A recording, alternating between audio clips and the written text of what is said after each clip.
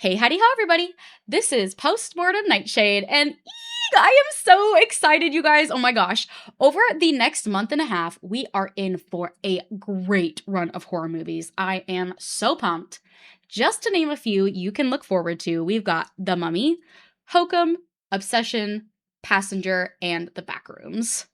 So, starting us off this weekend, we have Lee Cronin's The Mummy.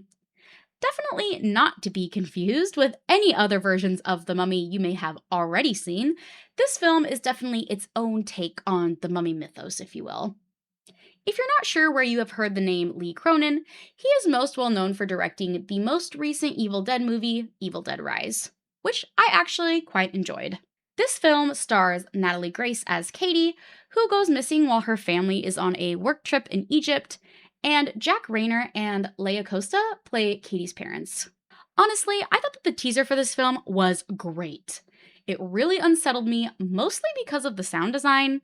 It has this super high pitched whining sound intermixed with an analog camera flash sound that really got under my skin.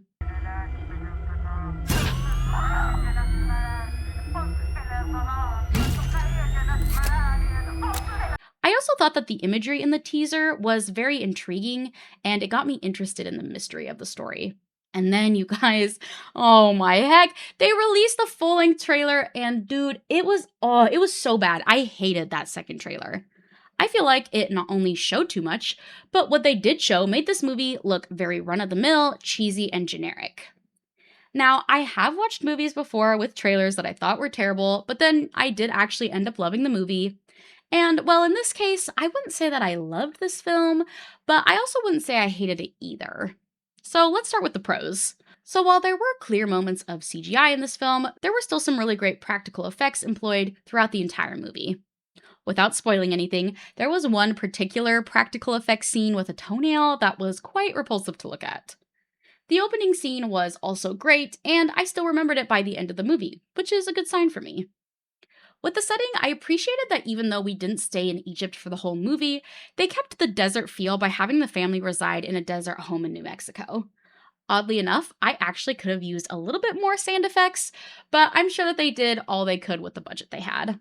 This movie also had really distinct desert vibes throughout that just really made this film feel gritty and gross. I also thought that the physical acting work from Natalie Grace as Katie was really well done and pretty creepy.